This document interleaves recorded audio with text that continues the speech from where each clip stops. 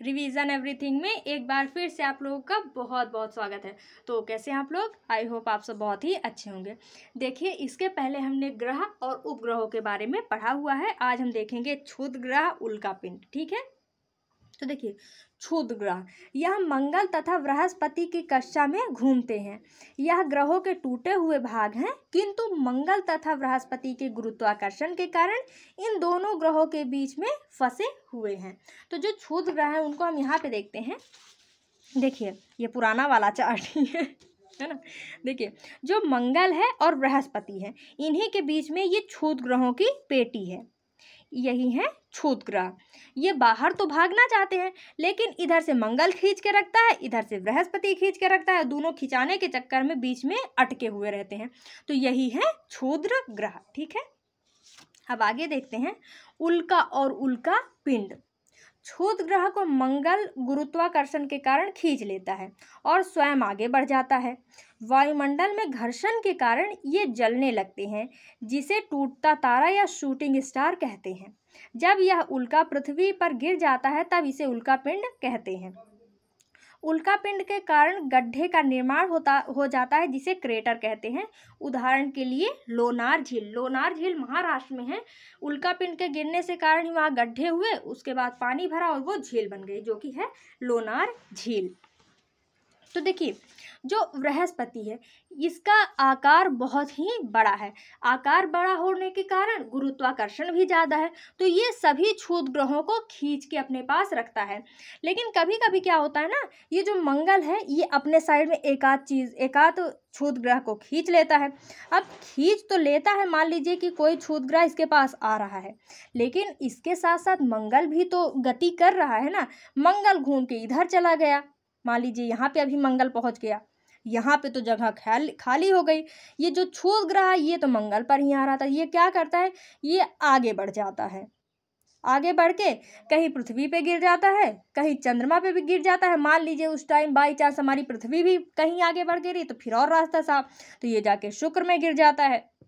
ठीक है, तो यही होता है कि क्षुद्र ग्रह जब तक अपनी पेटी में है, अपनी कक्षा में है, तब तक उन्हें क्षुद्र ग्रह बोलते हैं। जब वो अंतरिक्ष में आ जाते हैं गिरने के लिए तो उन्हें उल्का कहते हैं। ठीक है, लेकिन जब पृथ्वी पर या किसी स्थान पर गिर जाए तो उसे उल्का पिंड कहते हैं।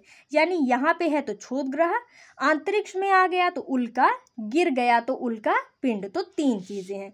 सबसे पहले क्षुद्र ग्रह जब तक अपनी पेटी में है, अंतरिक्ष में आने के बाद उल्का, और अगर किसी स्थान पर गिर गए, मान लीजिए चंद्रमा पर, पृथ्वी पर या किसी भी ग्रह पर गिर गए तो वो हो जाते हैं उल्का पिंड। तो ये तीन चीज़ें होती हैं, इसको ध्यान रखिएगा। तो क्षुद्र ग्रह क्या है, ये ग्रहों के ही टुकड़े हैं जो कि मंगल और बृहस्पति के बीच गोल गोल घूमते रहते हैं। ठीक है, बृहस्पति साइज में बड़ा है जिसके कारण गुरुत्वाकर्षण भी ज़्यादा है और वो इन क्षुद्र ग्रहों को अपनी तरफ खींच के रखता है, जिसके कारण ये उसी में गोल गोल नाचते रहते हैं। ठीक है, फिर अब आगे देखते हैं। इजिप्टा नामक उल्का पिंड गिरने से ही डायनासोर की मृत्यु हो गई थी और वहां प्रशांत महासागर का निर्माण हो गया। उल्का पिंड पृथ्वी के घूर्णन की दिशा में गिरते हैं जिस समय इनकी गति 72 किलोमीटर प्रति सेकंड होती है। तो देखिए, एक इजिप्टा नामक उल्का पिंड था। ऐसा कहा जाता है कि वही उल्का पिंड गिरा जिस कारण डायनासोर मर गए, क्योंकि देखिए क्षुद्र ग्रह है, घूम रहा है, आते समय उसमें घर्षण होगा, घर्षण के कारण आग लग जाएगी। अब उतना बड़ा आग का गोला कहीं गिरेगा तो वहाँ पे तो तबाही आनी ही है।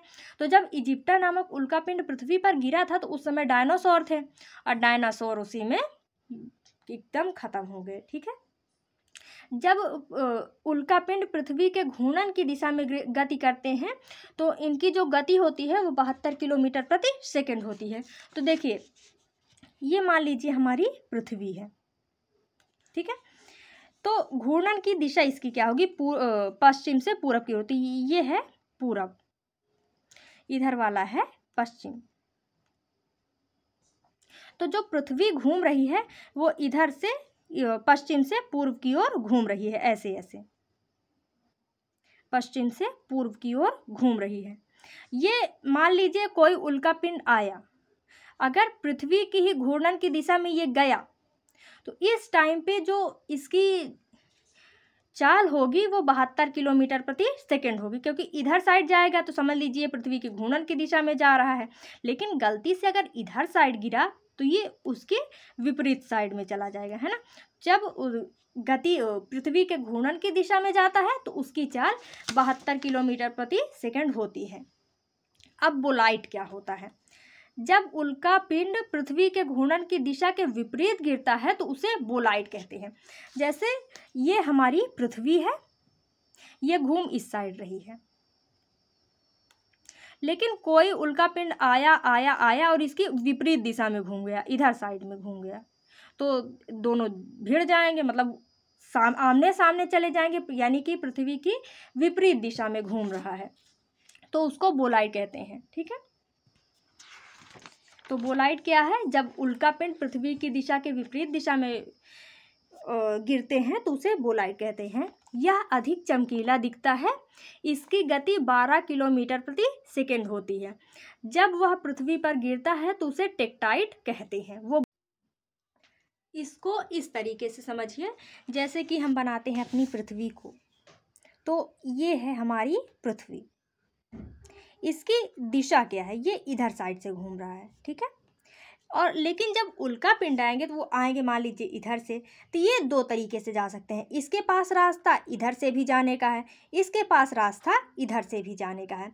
तो यहाँ पे क्या होता है कि मान लीजिए कि अगर जो उल्का पिंड है, उल्का है, ये पृथ्वी की दिशा में ही घूमा तो ये कहलाएगा पृथ्वी की दिशा में ही घूमा तो ये उल्का पिंड बनाएगा। लेकिन जब पृथ्वी की विपरीत दिशा में जाएगा तो ये बोलाइट कहलाएगा।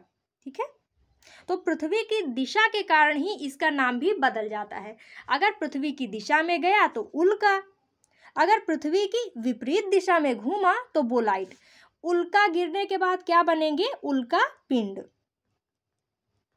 लेकिन जब ये बोलाइट पृथ्वी पर गिरेगा या फिर किसी भी स्थान पे गिरेगा तो ये कहलाएगा टेक्टाइट। ठीक है, तो इसको ध्यान रखिएगा। पृथ्वी की जब उल्का की दिशा के आधार पर भी उसका नाम बदल दिया जाएगा। पृथ्वी की दिशा में घूमा तो उल्का, फिर उसके बाद उल्का पिंड। लेकिन जब पृथ्वी की विपरीत दिशा में घूमा तो बोलाइट, और गिरने के बाद टेक्टाइट। तो इसको ध्यान रखिएगा।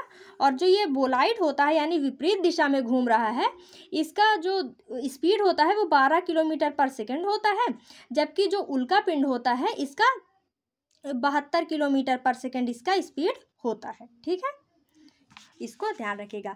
सेम दिशा में गिरा तो उल्का, फिर उल्का पिंड, विपरीत दिशा में गिरा तो बोलाइट, और गिरने के बाद टेक्टाइट। ठीक है, अब आगे देखते हैं उल्का पिंड के प्रभाव। जब यह वायुमंडल में प्रवेश करते हैं तो घर्षण के कारण इसका चूर्ण बन जाता है, जिस कारण रेड रेन होती है। देखिए, अब घर्षण होगा, घिसावट होगी तो इसके छोटे छोटे पार्टिकल गिरेंगे ही। वही जब छोटे छोटे पार्टिकल, छोटे छोटे कण गिरते हैं इसके, तो उसको रेड रेन बोला जाता है। ठीक है, ये रेड रेन है, ब्लड रेन नहीं, इसको याद रखिएगा, ये रेड रेन है। जब ये वायुमंडल में प्रवेश करते हैं तो जलने लगते हैं, जिस कारण तापमान बढ़ जाता है और ग्लोबल वार्मिंग बढ़ती है।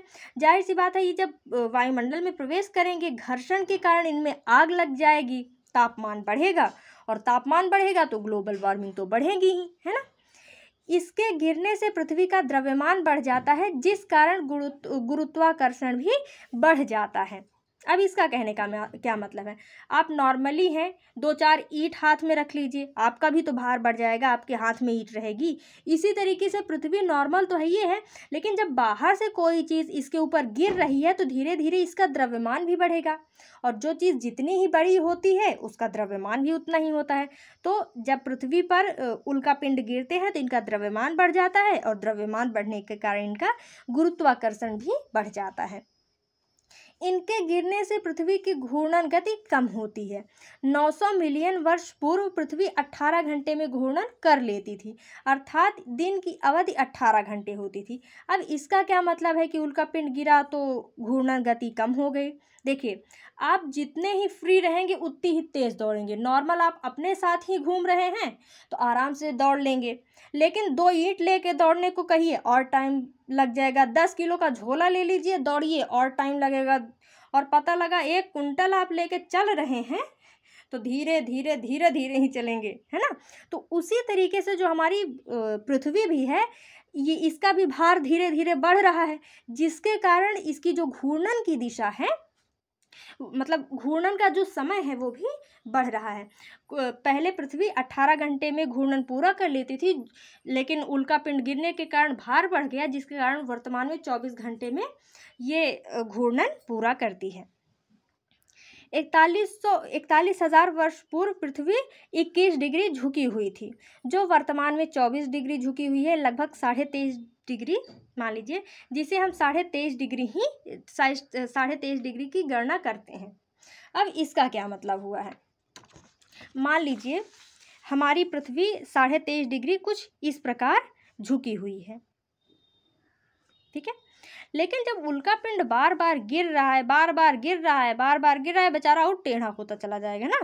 तो 41,000 वर्ष पूर्व हमारी जो पृथ्वी थी वो 23.5 डिग्री नहीं बल्कि 21 डिग्री ही झुकी हुई थी, जिस कारण उस समय मतलब 41,000 वर्ष पूर्व पृथ्वी 21 डिग्री ही झुकी हुई थी, जो वर्तमान में 23.5 डिग्री झुक गई है, जिसका कारण उल्का पिंड का गिरना ही है, ठीक है।